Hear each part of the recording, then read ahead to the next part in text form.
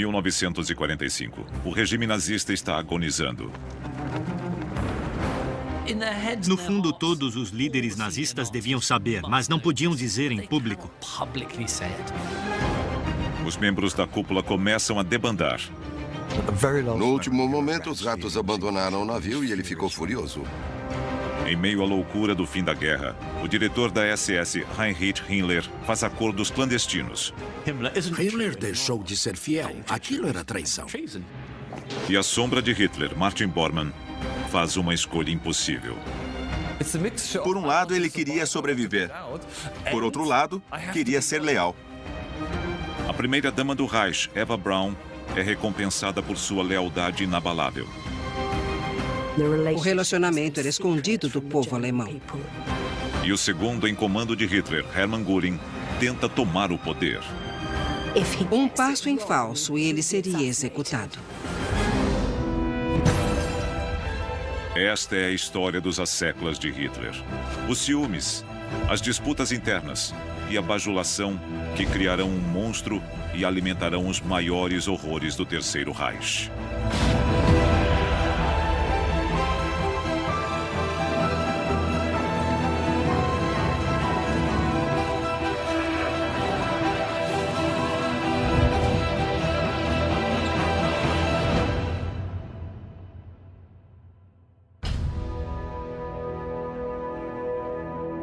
Abril de 1945.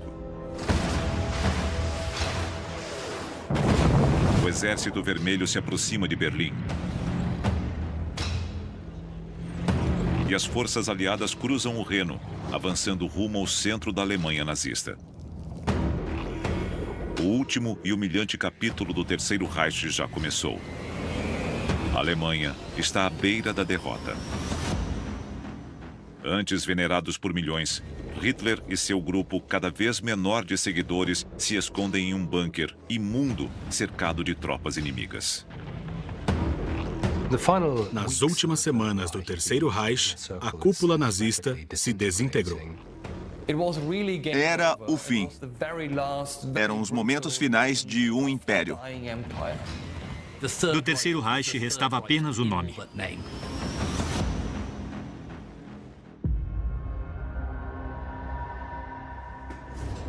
Adolf Hitler, com a saúde abalada e viciado em drogas, se refugia em sua fortaleza subterrânea, sob os jardins da chancelaria do Reich. Hitler estava entrando em desespero, mas não tinha perdido a capacidade de fantasiar. Ele dizia, com certeza podemos avançar pelo sudeste e romper o cerco a Berlim. De repente, ele se empolgava com um plano. E, obviamente, estava cercado de pessoas que não o confrontavam com a realidade. Da liderança original, apenas Martin Bormann, o secretário particular de Hitler, e Joseph Goebbels, o ministro da propaganda, continuam com Hitler em seu mundo subterrâneo. Mas hoje é um dia importante no calendário do Terceiro Reich. O aniversário de 56 anos do Führer. E eles aguardam visitantes.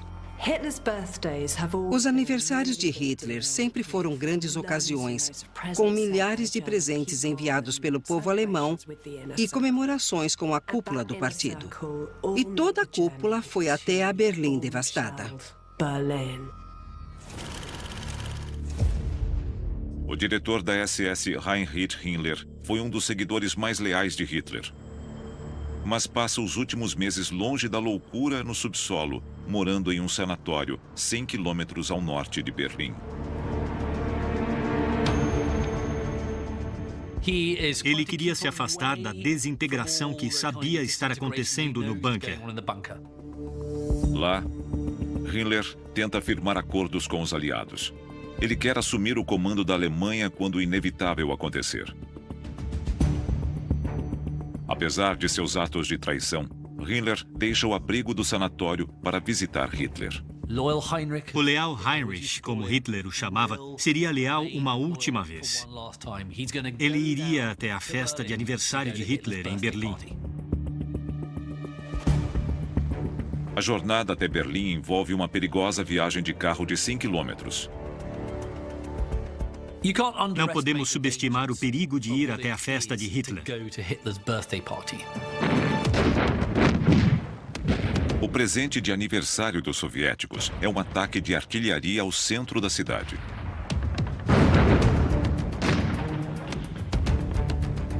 E ele não precisa ficar de olho apenas nos inimigos. Sua própria organização, a SS, está assassinando desertores. A SS e várias agências militares e policiais estavam enforcando pessoas por traição. De certa forma, é quando a Alemanha perde a guerra que o regime se torna muito mais perigoso. Ele concluiu que era mais seguro mostrar lealdade a esta altura. Mesmo para o diretor da SS, neste momento perigoso, é importante aparecer e manter a ilusão de fidelidade. Viajar de carro é arriscado, mas de avião é quase suicídio. Mesmo assim, o ministro dos Armamentos, Albert Speer, arrisca o voo traiçoeiro até Berlim. Era preciso sobrevoar território ocupado pelo Exército Vermelho e talvez até pelos aliados vindo do oeste. E mesmo que ele conseguisse não ser abatido, teria que aterrissar não em uma pista, mas em uma rua no meio de Berlim, toda esburacada pelos morteiros e com incêndios em toda parte. A motivação de Speer para fazer o voo arriscado até Berlim também é intrigante. De acordo com sua autobiografia, meses antes, ele planejava assassinar Hitler. Ele alega que seu plano era lançar gás venenoso no bunker.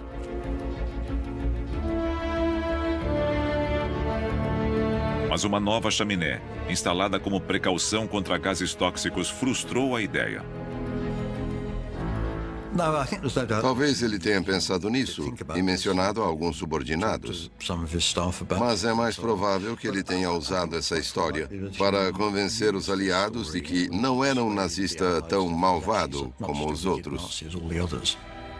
Qualquer que seja a verdade, Speer sabe que a derrota está próxima. Ele sabia que a guerra tinha acabado, que servia a um regime derrotado.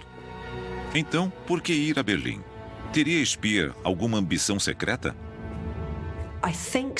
Talvez Speer tivesse esperanças de que Hitler ia entregar o reino a ele.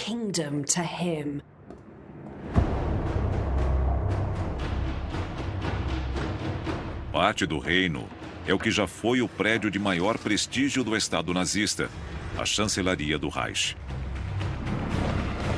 Agora, é uma ruína bombardeada.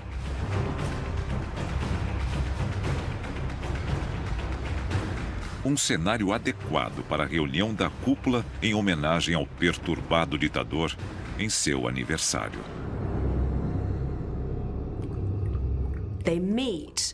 Eles se reuniram em uma sala da chancelaria do Reich, o que foi extraordinário porque o bombardeio era tão intenso que ninguém mais ia aos andares superiores da chancelaria.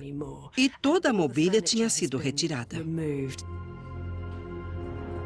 Após sobreviverem às suas viagens, a liderança nazista encara uma espera desconfortável pela aparição do Führer.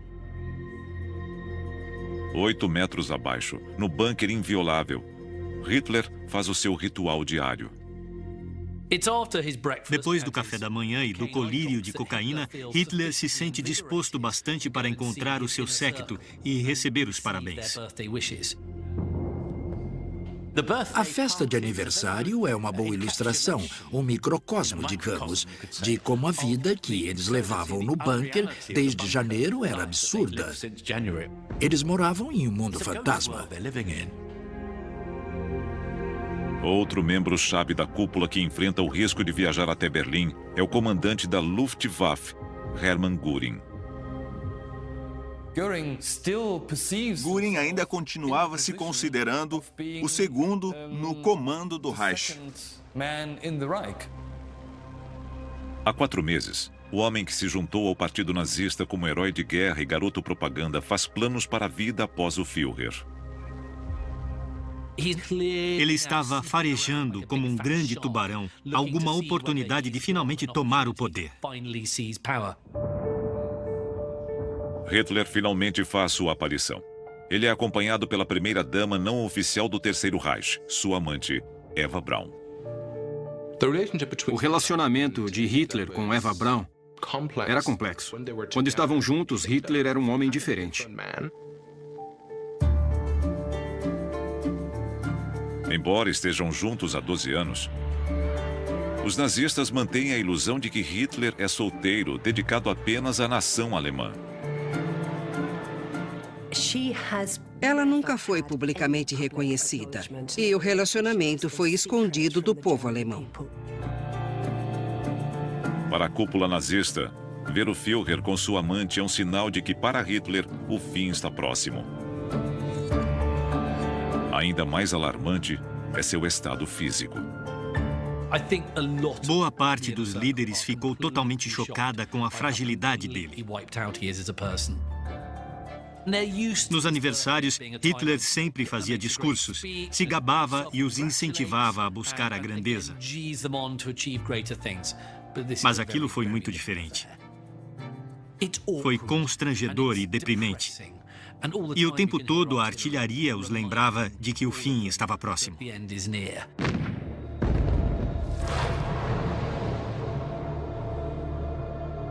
Como sempre, Martin Bormann, o secretário particular e sombra permanente de Hitler, está por perto quando Führer faz um anúncio importante.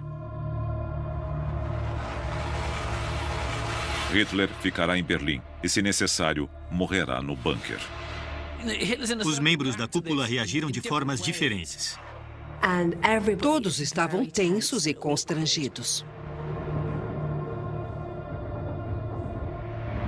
Para Bormann, a notícia de que o Führer ficará no bunker é arrasadora. Ele esperava que a liderança nazista se mudasse para o Berghof, o retiro de Hitler nas montanhas. Uma década antes, Bormann supervisionou sua construção, incluindo uma rede de bunkers impenetráveis nas profundezas dos Alpes, projetados para manter o Führer e Bormann a salvo. Mas isso não acontecerá. Era apenas um sonho, e Hitler ainda tinha clareza o bastante para entender que não fazia sentido pensar nisso. Por enquanto, o plano de Bormann é frustrado.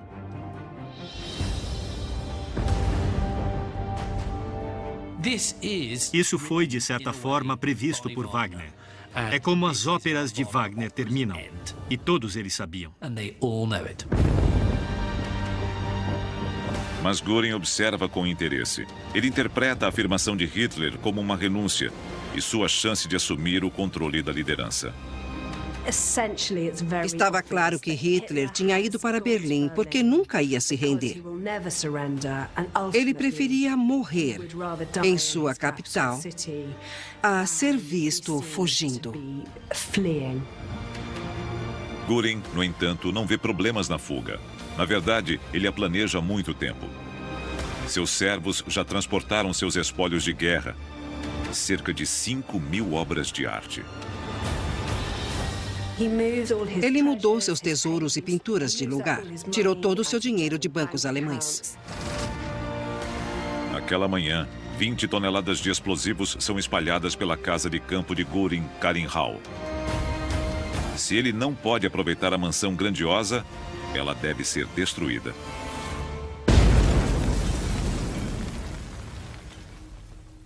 O fato de Göring ser o primeiro a partir não passou despercebido. Era cada um por si. O outrora dedicado chefe da SS, Heinrich Himmler, sente que já provou sua lealdade ao partido. Agora pode se despedir como Göring e voltar ao seu próprio plano de fuga. Ele tentou se posicionar como um líder nazista pós-Terceiro Reich. Era fantasioso, delirante e, no fim, foi em vão. Mas mostra como Himmler estava distante da realidade. Na saída da festa, Göring aborda Himmler. Himmler não era o único que pensava em contatar os aliados.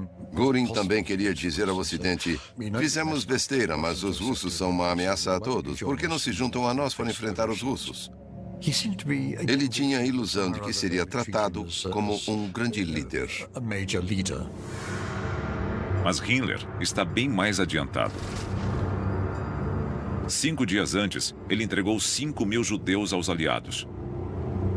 Moedas de troca em um acordo arquitetado no sanatório, passando mensagens à Cruz Vermelha através de seu massagista. A arrogância de Himmler superava o medo de estar cometendo traição. Era o que ele estava fazendo. Se Hitler descobrisse que ele estava firmando acordos de paz por baixo do pano, negociando com judeus, isso era traição para Hitler, e ele seria enforcado com corda de piano. Himmler conta a Göring que agiu mais rápido e que vai se encontrar com o conde Folke Bernadotte, o vice-presidente da Cruz Vermelha sueca, naquela noite. Ele sabia que o fim estava próximo e não queria que outros se apresentassem como negociadores. Himmler diz que Bernadotte foi enviado para negociar por Eisenhower. Ele sabia que Göring era oficialmente o segundo em comando, mas ele queria assumir o poder. Então, Himmler percebe que estão sendo observados.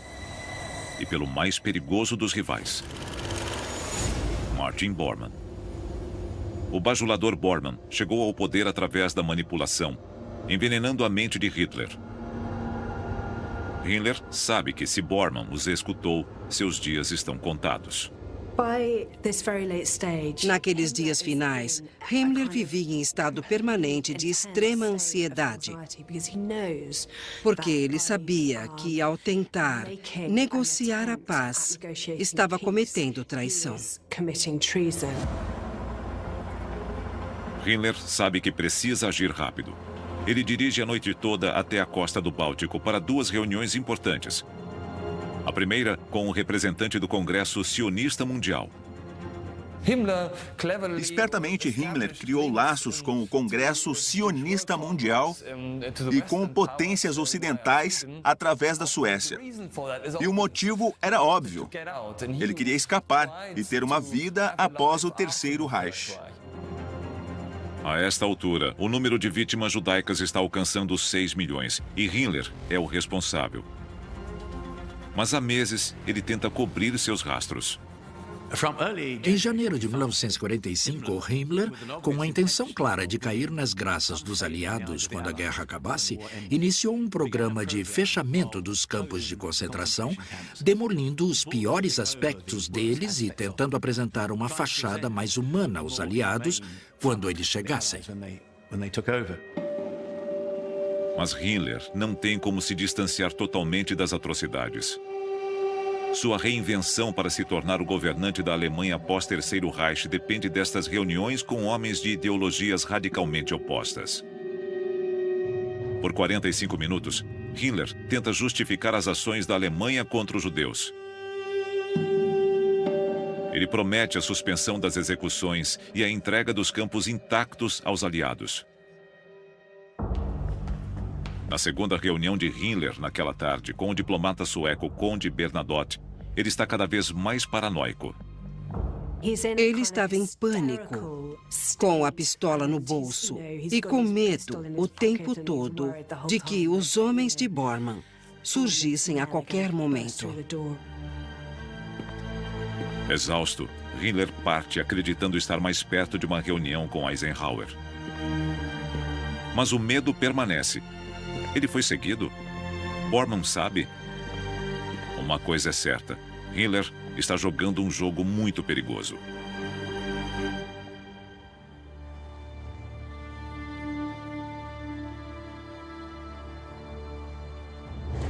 No dia seguinte, no Führerbunker, durante a conferência diária de Hitler, seus generais fazem um relatório da situação militar.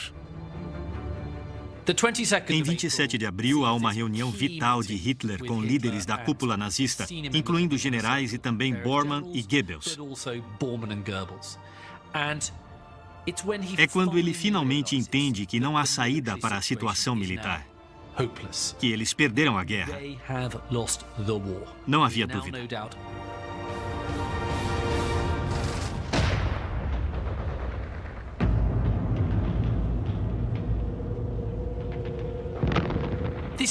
Foi um momento importante. Até então ele dizia, nós vamos vencer. Eu vou ser como Frederico o Grande. Eu vou rechaçar meus inimigos. Ele olhou para a situação militar e, mesmo sendo um dos piores comandantes em chefe da história, percebeu que era o fim da guerra. Goebbels, que foi leal desde o princípio, fica arrasado. Não há futuro sem Hitler, para si mesmo ou sua família.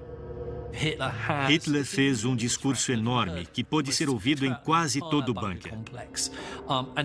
E os generais só podiam tremer diante daquela explosão de raiva.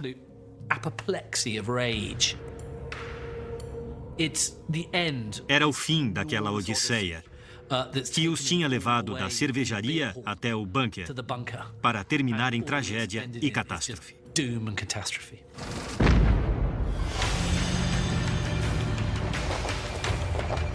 As últimas rotas de fuga estão desaparecendo e o Exército Vermelho se aproxima.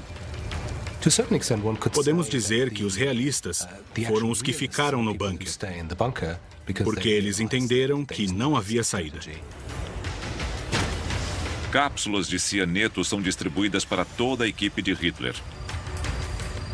É quando Bormann entende que pode ter que morrer pela causa. Embora eles tivessem poucos dias de vida, Bormann nunca jogou em equipe. Ele nunca pensou no que podiam conquistar juntos. Ao contrário de pessoas que ficaram lá até o fim, ele não tinha nenhum interesse em morrer e queria continuar vivo. Era um dilema, ficar com Hitler ou cair fora. Ele queria fazer os dois, mas não podia. Por enquanto, Bormann está encurralado. Ele só consegue sonhar com a fortaleza nazista que construiu nos Alpes anos antes.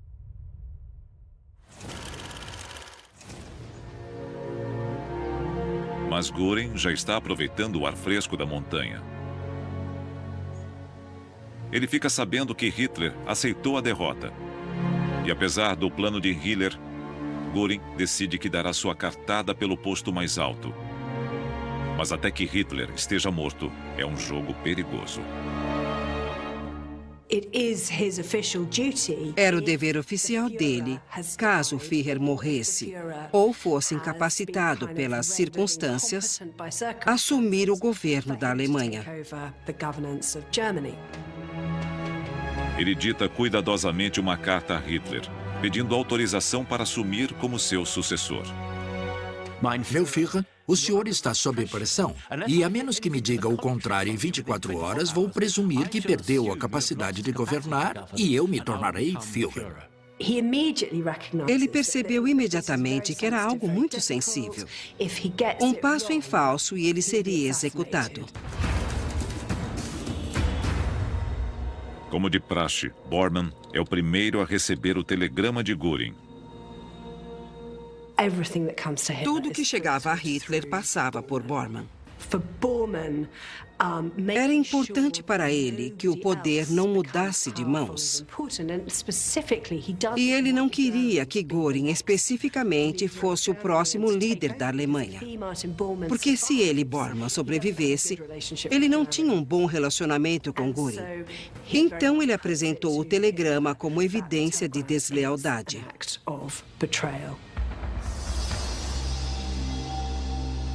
Bormann instiga Hitler a ver o telegrama como um ato de traição. Aquilo mostrava o tamanho do fracasso. Se ele não tinha mais Göring, não tinha mais ninguém. Apesar de cuidadosamente elaborado, o telegrama foi um desastre para Göring.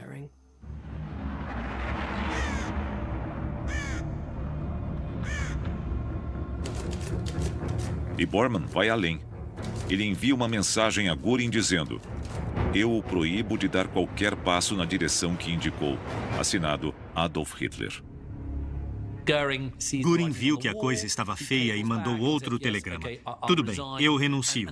E eles disseram ao público alemão que Göring tinha sofrido um ataque cardíaco e ia renunciar de todos os seus postos. Mas a renúncia de Göring não é o bastante para Bormann. Ele ordena a prisão e execução de Göring.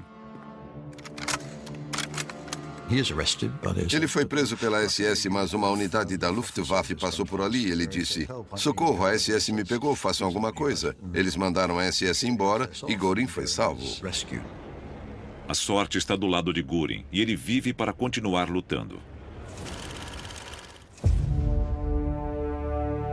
Outro alvo na mira de Bormann é Heinrich Himmler. Desde suas reuniões secretas para firmar a paz com os aliados, Himmler aguarda ansiosamente por uma resposta. Ele só pode torcer para que seu ato de traição não venha à tona. Bormann tem investigado, mas não encontra nada conclusivo para acusar Himmler. Então, os aliados dão um presente a Bormann. Notícias sobre os acordos clandestinos de Himmler são divulgadas para todo mundo. O segredo de Himmler é revelado. E ele sabe exatamente o que isso significará para Hitler. As transmissões inimigas revelavam que o leal Heinrich, como ele o chamava, tinha agido pelas suas costas e buscado a paz. Há uma diferença entre Göring e Himmler. O telegrama foi apenas um erro de interpretação de Göring. Himmler estava realmente negociando com o inimigo. Hitler tinha se referido a Himmler como o único verdadeiro cavalheiro da Alemanha, ou seja, o único com quem ele podia contar. Ele não acreditava que Himmler o trairia. Mas era verdade. E encorajado por Bormann, o Führer destitui Himmler de todos os seus postos e ordena sua prisão. Para Hitler, a traição de Himmler é a maior de todas. Hitler ficou especialmente abalado porque sempre viu Himmler como o mais leal de todos. Ele o via como alguém em quem podia confiar até a morte. Em questão de dias, Bormann derrubou seus dois arquirrivais. O segundo em comando de Hitler, Hermann Göring, e o diretor da SS, Heinrich Himmler. É uma vitória vazia, já que o regime está claramente morto. Mas na cabeça de Bormann, ele finalmente chegou ao topo. Aqueles últimos dias devem ter sido muito compensadores para Bormann, porque todos os rivais dele foram derrubados um a um. No fim, apenas ele e Goebbels ainda estavam lá. Agora, em meio à loucura subterrânea, Hitler se dedica à tarefa totalmente inútil de encontrar um novo sucessor para seu império nazista em colapso. E estes dois homens, a sombra silenciosa Bormann e o sempre leal Goebbels, são os únicos candidatos do séquito de Hitler que restam no bunker. Mas Hitler não escolhe nenhum dos dois. Para onde ia o poder? Bem, ia para o grande almirante Karl Dönitz. Dönitz está bem longe do bunker, no extremo norte da Alemanha, no porto de Flensburg. Aquele homem não era parte do círculo íntimo de Hitler. Basicamente, Hitler sentia que podia confiar em Dönitz, quando todos à sua volta tinham ido embora e o traído. Dönitz conquistou a confiança de Hitler, em parte por ter cumprido a promessa de uma revolução marítima realizada por novos submarinos capazes de submergir por longos períodos. Desde o início de 1945, os dois homens se aproximaram. Dönitz representava uma nova figura de fora do círculo e um homem que poderia fazer alguma coisa com a nova Alemanha. Ele não participava das disputas internas, nem daquela novela que já durava 2 décadas. Como prêmio de consolação, Goebbels recebe o título de chanceler do Reich da Alemanha. Enquanto Bormann é nomeado presidente do que resta do partido nazista. Para ele, é uma grande honra. Bormann se considerava super leal. O que quer que acontecesse, ele estaria lá. Ele sabe que seu poder depende da proximidade de Hitler. Para Bormann, não há saída. Bormann não conseguiu convencer Hitler a partir, então, relutantemente, ele teria que encarar a própria morte.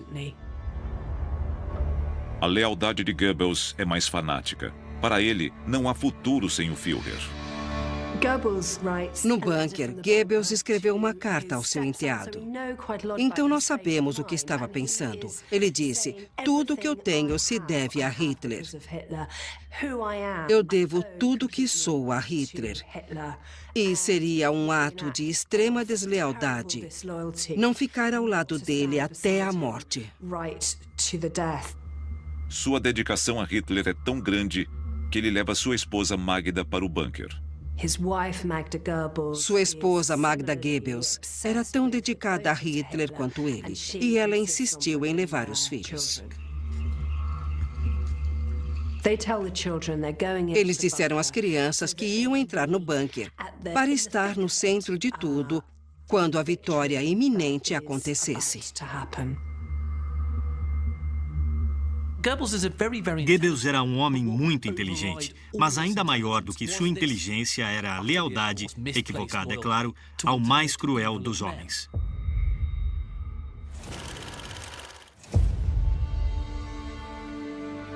Mas há outro membro discreto, igualmente dedicado, do círculo íntimo de Hitler ainda no bunker.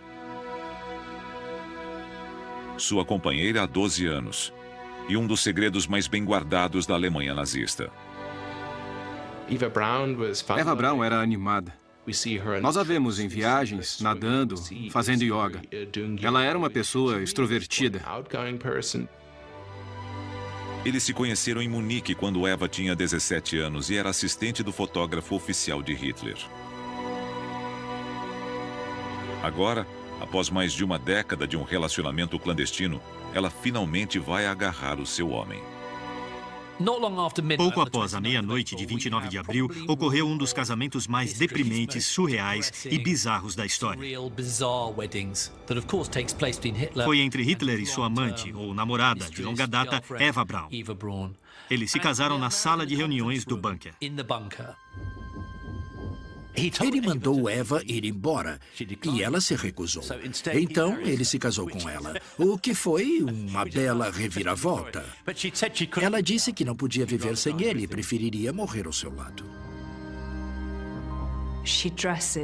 Ela usou um vestido preto, que era uma cor tradicional para vestidos de casamento. Ela escolheu as joias, arrumou o cabelo. E a prisão da Gestapo em Berlim forneceu alianças de ouro, que foram tiradas das vítimas judaicas.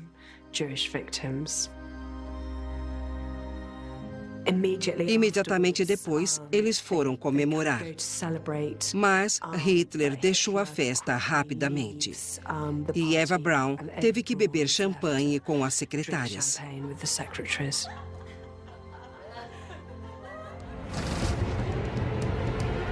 Na superfície, alheio ao drama subterrâneo no bunker. O povo de Berlim colhe os frutos de um regime desumano. A escala do sofrimento é terrível. A maioria passa fome. E todos vivem sob perigo constante. A paz é um desejo geral. As pessoas começam a destruir evidências de qualquer ligação com os nazistas. Fotografias de entes queridos uniformizados são rasgadas. Berlim estava em ruínas. A defesa de Berlim estava nas mãos da juventude hitlerista. Meninos de 15 anos tentando defender Berlim, quase sem armas. E com os russos se aproximando cada vez mais por todos os lados. O núcleo de nazistas restantes está no bunker há quase 3 meses. E a disciplina não se mantém. As últimas 24 horas no bunker foram uma visão do inferno. Todos sentados, bêbados, discutindo como vão se matar ou discutindo como vão fugir. Era um buraco no chão. E a vida lá era triste e surreal.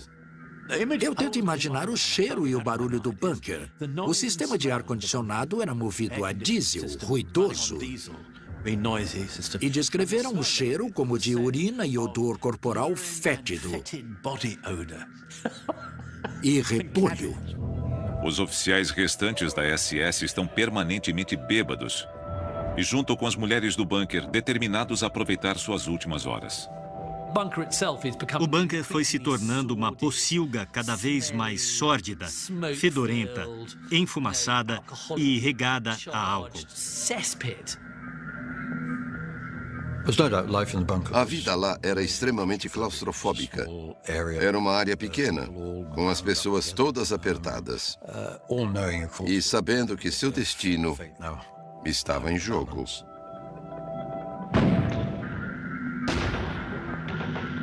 Agora os soviéticos estão a apenas 1 quilômetro de distância. Para aqueles no bunker, o tempo está acabando. Era o fim do Reich. Naquele dia, notícias de Milão chegam ao bunker. O colega fascista de Hitler e antigo aliado Benito Mussolini foi capturado por partisãs italianos. Hitler ficou horrorizado ao saber do destino de Mussolini. Além de ter sido executado, ele foi pendurado com sua amante em uma praça de Milão.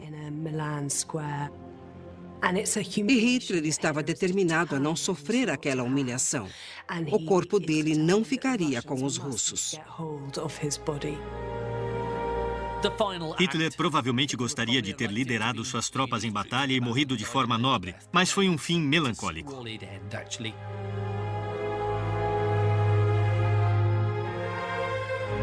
Hitler e sua nova esposa Eva voltaram aos seus aposentos com cápsulas de cianeto e uma pistola.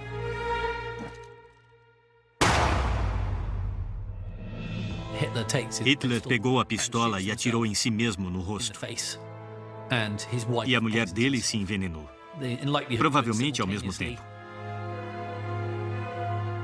Bormann abriu a porta, só para confirmar se aquilo tinha realmente acontecido. Depois que Hitler e Eva Braun se mataram, um clima estranho se abateu sobre o bunker. Pessoas que tinham entrado no bunker porque eram seguidores fiéis, agora teriam que tomar decisões por conta própria. Considerando a exibição pública do corpo de Mussolini, a primeira tarefa de Bormann é se livrar dos corpos de Hitler e Eva. Quando eles carregaram os corpos de Hitler e Eva Braun até o jardim da chancelaria para serem queimados, deve ter sido um momento de reflexão. Eles atrelaram suas vidas àquele homem por 20 anos. Agora ele estava morto. A Alemanha arruinada e eles provavelmente morreriam também.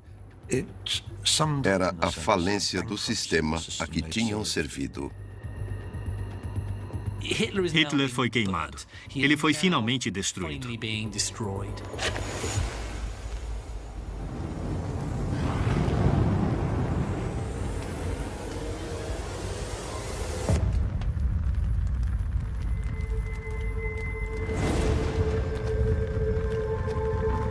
Agora que Hitler e Eva não passam de cinzas, há uma tarefa ainda mais difícil: informar ao mundo.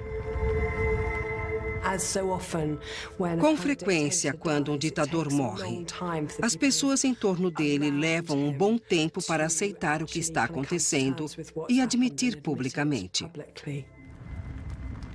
Eles fingiram que Hitler ainda estava vivo. Goebbels, o encarregado da comunicação do partido há uma década, mantém a boca fechada.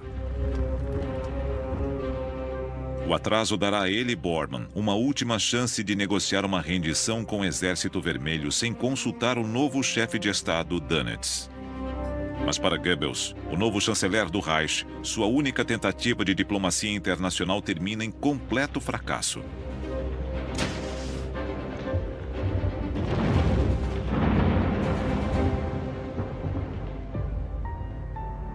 Só às 10h53 da manhã do dia seguinte, Bormann envia uma mensagem a Dönitz. E a notícia logo se espalha. Hitler se matou. E a linha de sucessão foi respeitada.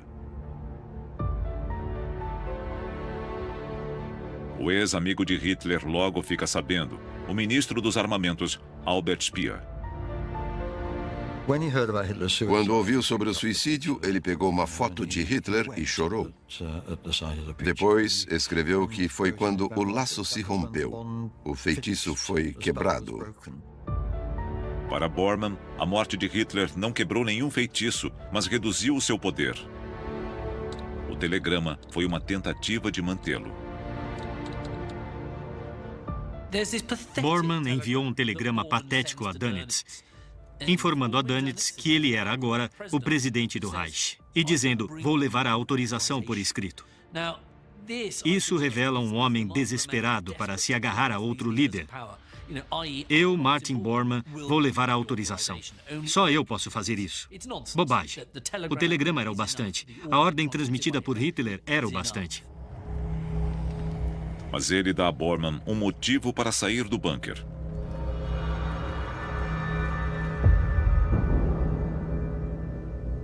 O fanático Goebbels e sua esposa Magda nem pensam em fugir.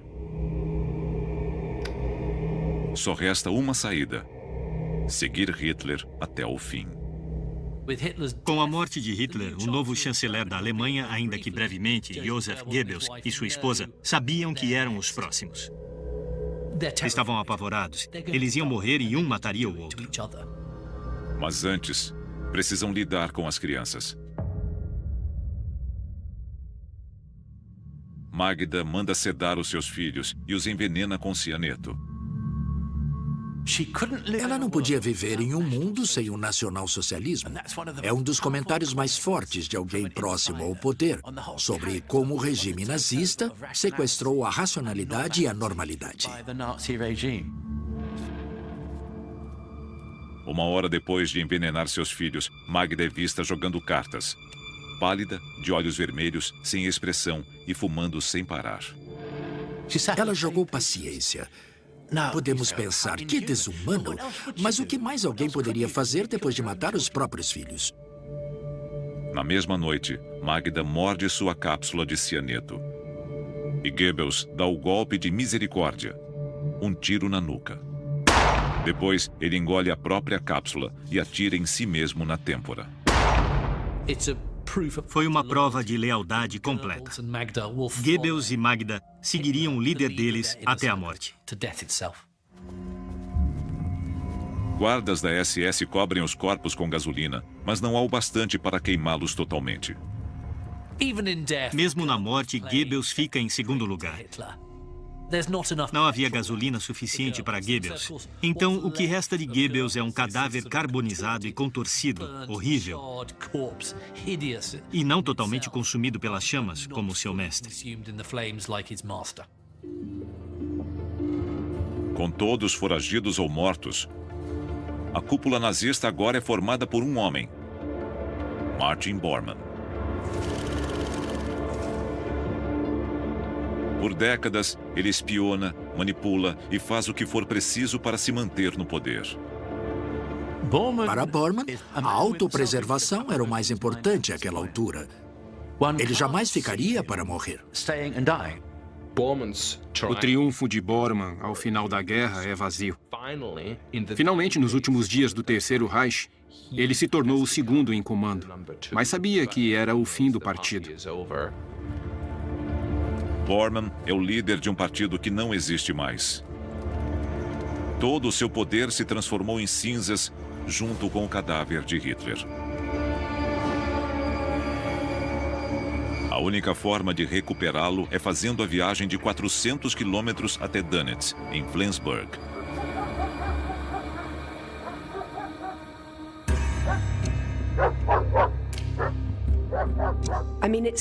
Ir até o norte era uma viagem incrivelmente ambiciosa.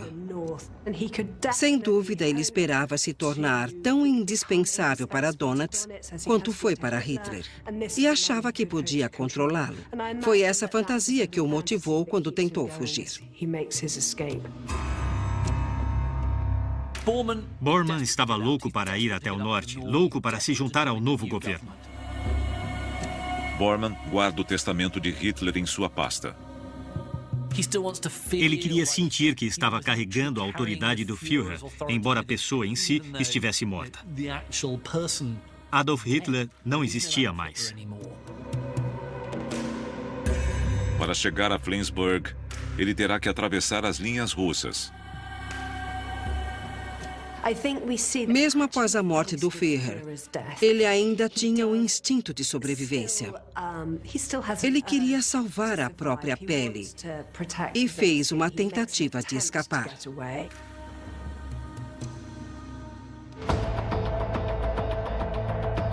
Cinco dias depois, ocorre a rendição total e incondicional. Hitler não queria se render, e não se rendeu. Mas não havia escolha. E Dönitz, o novo presidente da Alemanha, enviou um emissário ao QG de Eisenhower em 7 de maio para assinar a rendição incondicional.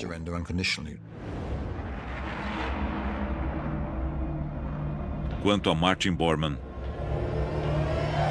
ele não chega nem perto da base de Dönitz. Após sair do bunker de madrugada, testemunhas oculares afirmam que Bormann está apavorado, sem fala e desorientado. Os russos já estavam lá. E ele sabia que se fosse capturado, seria torturado e nunca mais veria a luz do dia. Acredita-se que, ao avistar as tropas soviéticas se aproximando, ele tira a própria vida.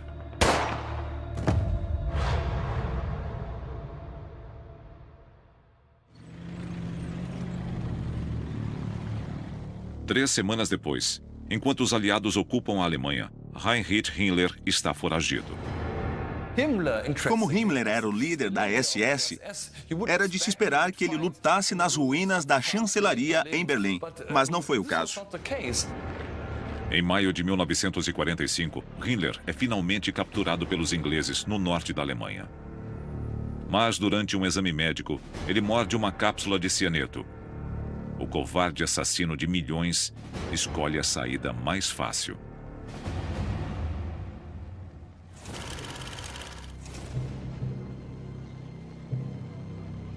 Hermann Göring, o extravagante ex-piloto de caças, também é capturado pelos aliados. Ele ficou ofendido quando pediram permissão para revistá-lo. Por ser um soldado e um líder da Força Aérea, ele alegava que devia ser tratado com honra. Göring é detido em um ex-hotel de luxo. Com sua arrogância característica, ele ainda acha que pode negociar um perdão. Göring acreditava, devido ao seu posto na hierarquia nazista, que podia fazer um acordo com os aliados e tratou os aliados como se fossem diplomatas, incluindo ele mesmo. Mas Göring está enganado.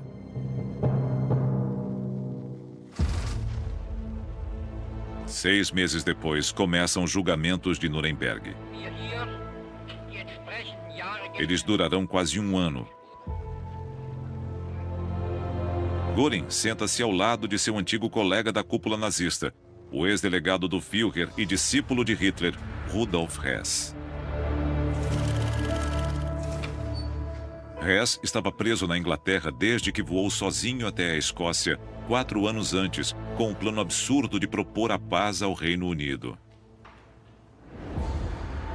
Agora, reunido a Göring, chega a hora do acerto de contas.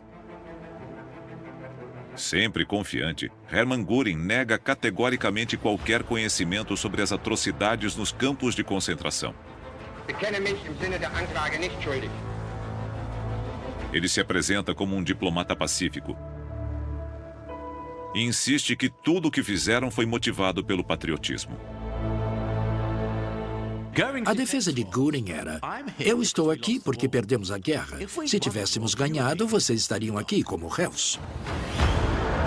Apesar de seu desempenho enérgico, Göring é condenado à morte por crimes de guerra. Mas apenas 2 horas antes da execução da sentença, uma ampola de cianeto, provavelmente entregue por um guarda, permite que ele escape da forca.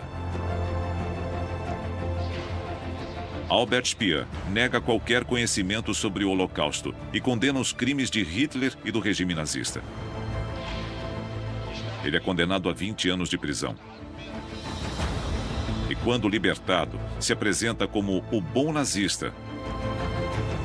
Só após sua morte, aos 76 anos, a verdade é revelada. O último sobrevivente é Rudolf Hess. Cumprindo prisão perpétua em Spandau, em Berlim, em 1987, aos 93 anos, ele se enforca no chalé do jardim da prisão. A cúpula nazista foi forjada nas cinzas da Primeira Guerra Mundial. Párias e heróis de guerra, unidos pela sensação de abandono, uma ideologia perversa e a sede de vingança. Só o acaso poderia ter criado as condições para que fizessem o que fizeram. Determinados e sagazes, eles aproveitaram o descontentamento de uma nação e enganaram seu país para alcançar posições de poder absoluto. Mas a ambição pessoal e os ciúmes fizeram com que se voltassem uns contra os outros em traições sangrentas. Havia um amargor por trás de tudo. Somando as rivalidades pessoais, nós temos uma combinação explosiva. Foi um regime no qual todo o poder emanava de um homem. Tudo girava em torno de Hitler. Ele estava no centro do círculo. Sem ele, tudo desmoronaria. No fim, o único legado da cúpula nazista é a confirmação terrível de que um punhado de facínoras pode mergulhar o mundo em conflito e dos horrores que seres humanos podem infligir ao próximo.